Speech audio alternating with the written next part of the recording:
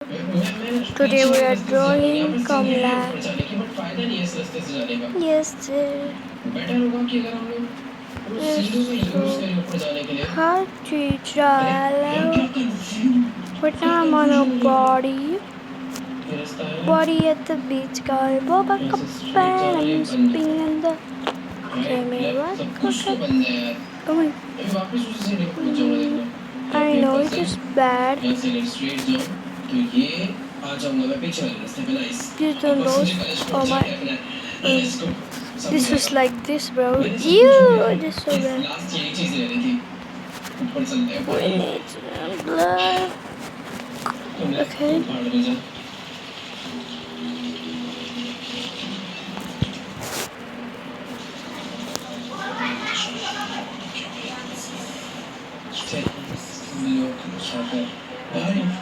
हमने हनुमान चालीसा पढ़ना चालू कर दिया और कमला के अंदर का जो भूत था ये तो भागती हुई मेरी तरफ ही आ रही है।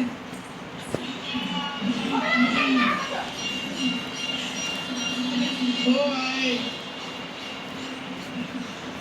फाइनली हम लोगों ने कमला को मार तो नहीं दिया, उसके अंदर जो भूत प्रेत था उसको शायद निकाल दिया और वो बेहोश हो चुकी है। तो ये बता जो कि हमारा कैरेक्टर था, देखो ना कितना बुजुर्ग है इसलिए नहीं भाग पा रहा था।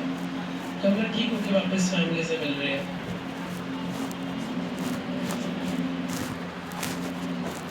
ये क्यों हो रहा भाई?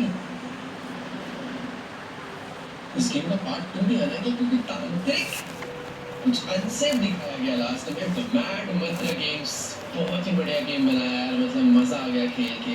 कोई लैग, कोई बग, कोई ग्लिच, कुछ भी नहीं, अच्छे से टेस्टिंग हुई है भाई गेम के, पता चल रहा है। बस एक चीज थी कि यार गेम कुछ ज्यादा ही डार्क है, मतलब हॉरर गेम्स डार्क होते हैं पर थोड़ा सा ज्यादा ही डार्क लग रहा था, बट यार मजा आया। जो लास्ट वाली जो चीज थी कि हाँ वो स्टिक से हिलेगी तो उसका डिस्टेंस पता चलेगा, हमें बीटर आ रहा था, वो बहुत नेक्स्ट लेवल था। मैं तो कंफ्यूज हो गया था भाई पूरी, मेरे को लगा था कि कुछ ग्लिच है बग होगा, मैं नहीं कर पाऊंगा, बट ठीक है अच्छे से करा, बहुत मजा आया, बहुत ही बढ़िया गेम बनाया भाई, मजा आ गया। बाकी अगर आपको ये गेम की वीडियो गेम अच्छी लगी हो तो फटाफट से जाके इस वीडियो को लाइक कर दो। एम No. करते हैं Sorry. 5 लाख लाइक कर दो यार, इंडियन हॉरर गेम के लिए इतना तो बनता ही है। फैला दो भाई वीडियो, शेयर कर दो यार हर जगह। बाकी हाँ यार कमेंट्स में जाके जरूर बताना कि तुम्हें डर लगा या फिर लगा ही होगा भाई, मतलब हाँ एक और चीज थी मैड मंत्र गेम्स आप लोग के लिए, जंप स्केयर और बेटर हो सकते हैं यार। और जो कमला की बॉडी थी पता नहीं कोई बहुत चमक रही थी, बहुत ऑयली सी थी, समझ ही नहीं आता क्या था। ठीक है ओवरऑल सब कुछ बढ़िया था, जंप स्केयर थोड़े और कर दो अगली बार कुछ नया गेम बनाओगे तो। बाकी यार मजा आया, कमेंट्स करके बताओ गाइस आपको वीडियो कैसी लगी। चैनल पर नए हो तो चैनल को सब्सक्राइब कर देना, हमें जल्दी से 50 मिलियन भी पहुंचना है, जाओ सब्सक्राइब कर दो। बाकी मैं आप लोगों से मिलूंगा नेक्स्ट वीडियो में, तब तक के लिए good bye.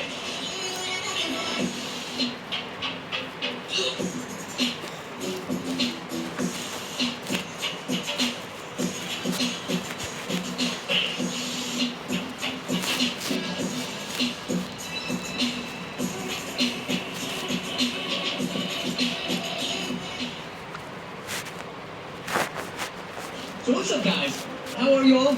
Welcome back to another video. Today we're going to play Puppy Play Time Chapter 5. So, are you ready to revisit the Playtime Company's toy factory? But before you go inside, you should know the story from the previous 4 chapters.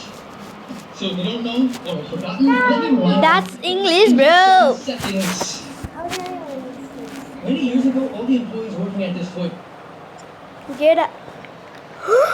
Truth.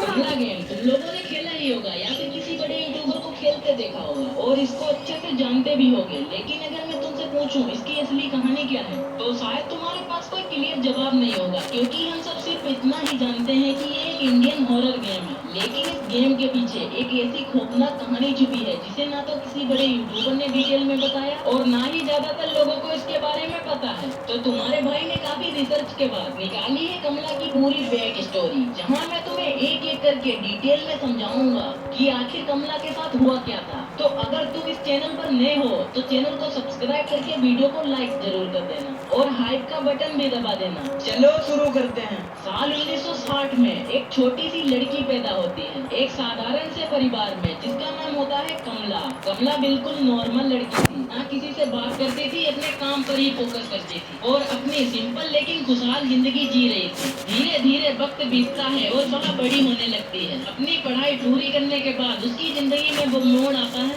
जो लगभग हर लड़की की जिंदगी में आता है, उसकी शादी का। कमला का कोई रिलेशनशिप नहीं था, इसीलिए इसके माँ बाप फैसला करते हैं कि अब उसकी शादी कर देनी चाहिए। पहले 2 रिश्ते कमला मना कर देती है, लेकिन तीसरा रिश्ता स्वराज प्रभाकर का उसे और उसके परिवार को काफी पसंद आता है, क्योंकि स्वराज सिर्फ अमीर ही नहीं था बल्कि उसका एक बहुत बड़ा और आलीशान मेंशन भी था जिसमें वो अपने परिवार के साथ रहता था, जो हमें गेम के अंदर देखने को मिलता है। अब हर माँ बाप यही चाहते हैं कि उनकी बेटी एक अच्छे और सुरक्षित परिवार में जाए। कमला के माँ बाप भी यही सोच रहे थे और इस रिश्ते से पूरी तरह खुश थे, लेकिन कभी कभी किस्मत इंसान के लिए कुछ और भी लिख चुकी होती है। साल 1980 आता है और आखिरकार कमला की शादी तय हो जाती है। दिन तेजी से गुजरते हैं और फिर वो दिन भी आता है जब कमला और स्वराज की शादी हो जाती है। शादी के बाद कमला अपने ससुराल पहुंचती है। घर में कई रस्में होती हैं, चारों तरफ खुशी का माहौल होता है और सब कुछ बिल्कुल नॉर्मल लग रहा होता है, लेकिन यहीं से कहानी धीरे धीरे बदलने लगती है। कुछ दिनों बाद कमला को अजीब अजीब चीजें महसूस होने लगती हैं। उसे हर वक्त ऐसा लगता है जैसे कोई उसे देख रहा हो, जैसे घर में कोई और भी मौजूद हो जिसे सिर्फ वो ही महसूस कर पा रही हो। दिन बीतते जाते हैं लेकिन वो डरावनी फीलिंग उसका पीछा नहीं छोड़ती। कमला ये बात किसी को नहीं बताती क्योंकि घर में सब लोग खुश थे, वो किसी को परेशान नहीं करना चाहती थी, लेकिन कहानी कुछ ऐसी हो जाएगी इसका पता किसी को नहीं था। लेकिन फिर आती है वो रात जिसने सब कुछ बदल दिया। 31 दिसंबर 1980 रात लगभग 12 बजे अचानक कमला की तबीयत बेहद खराब होने लगती है। स्वराज घबराकर तुरंत अपने परिवार को बुलाता है और सब लोग भागकर कमला के कमरे में पहुंचते हैं, लेकिन वहाँ जो हो रहा था वो किसी बीमारी जैसा बिल्कुल नहीं था। कमला की हालत तेजी से बिगड़ने लगती है, उसकी आंखें बदलने लगती हैं और उसके अंदर जैसे कोई दूसरी ताकत जाग चुकी थी। फिर अचानक वो कुछ ऐसा करती है जिसकी वहाँ मौजूद किसी इंसान को कल्पना भी नहीं थी।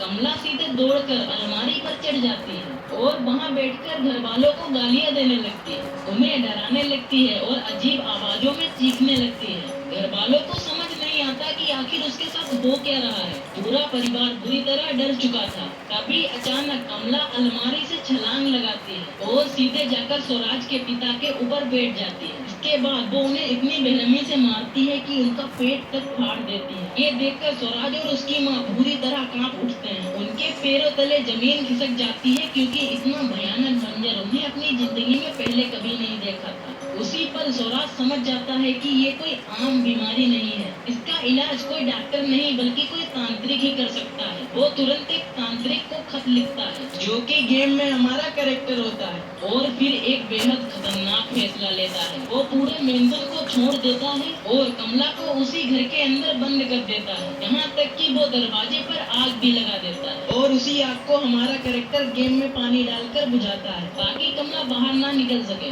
इसके बाद वो अपनी माँ और बाकी परिवार वालों के साथ वहाँ से चला जाता है। कुछ समय बाद तांत्रिक को वो खत मिलता है। खत पढ़ते ही वो समझ जाता है कि मामला बेहद खतरनाक है। एक नई दुल्हन पर इतना शक्तिशाली काला जादू ये कोई मामूली इंसान नहीं कर सकता। वो बिना समय गवाए तुरंत उस मेंशन की तरफ निकल पड़ता है तो पूरा घर सुनसान पड़ा होता है जैसा कि हमें गेम में दिखाया जाता है। मुख्य दरवाजे पर आग लगी होती है, वो आग बुझाता है और धीरे धीरे घर के अंदर प्रवेश करता है। अंदर आते ही उसे एहसास हो जाता है कि यहाँ कुछ बहुत भयानक हुआ है। पूरा सामान बिखरा पड़ा था, दीवारों पर खून के निशान थे और घर का माहौल इतना डरावना था कि कोई भी इंसान वहाँ 1 मिनट न टिक पाए। तभी वो एक कमरे का दरवाजा खोलता है और जैसे ही अंदर देखता है उसके सामने खड़ी होती है कमला। एक पल के लिए तांत्रिक पूरी तरह जम जाता है और फिर तुरंत वहाँ से भाग निकलता है, लेकिन अब उसे यकीन हो चुका था कि कमला के अंदर कोई शैतानी शक्ति प्रवेश कर चुकी है। किसी भी तरह से कमला को बचाना वो एक शक्तिशाली रिचुअल की तैयारी करता है।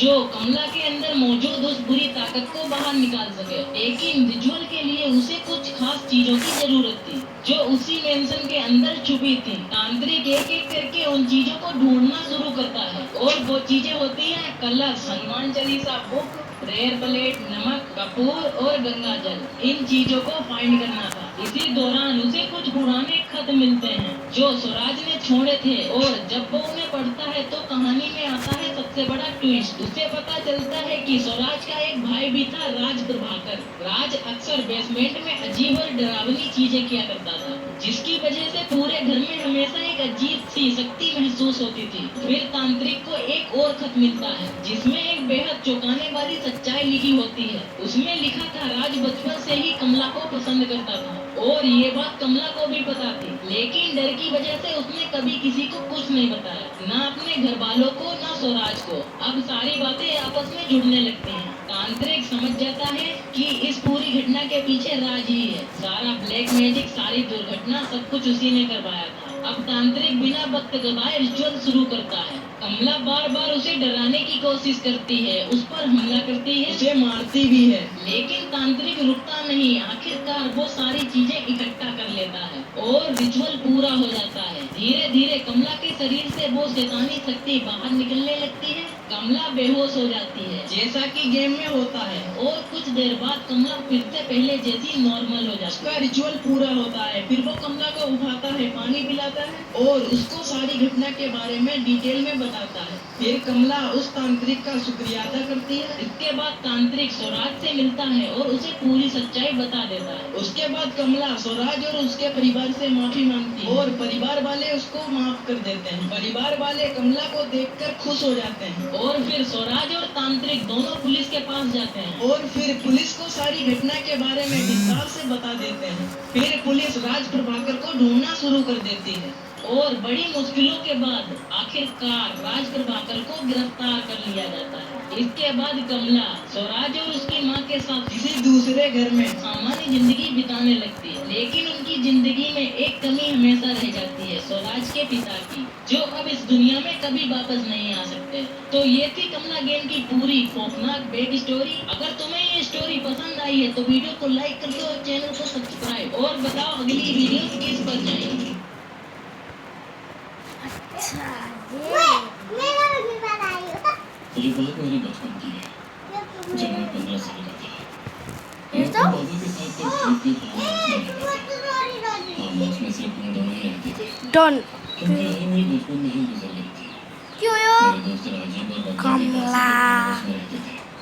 आजू बाजू की सिवा खेल जवान की फसल से भरे हुए थे। दाने भरे हुए थे और कहीं पर यार, उस पर ताव मारने यहाँ पर देखो कष्ट है मैं देख सभी किसानों ने अपनी फसल को खड़ी कर दी थी। Final done. Bye bye guys, bye bye.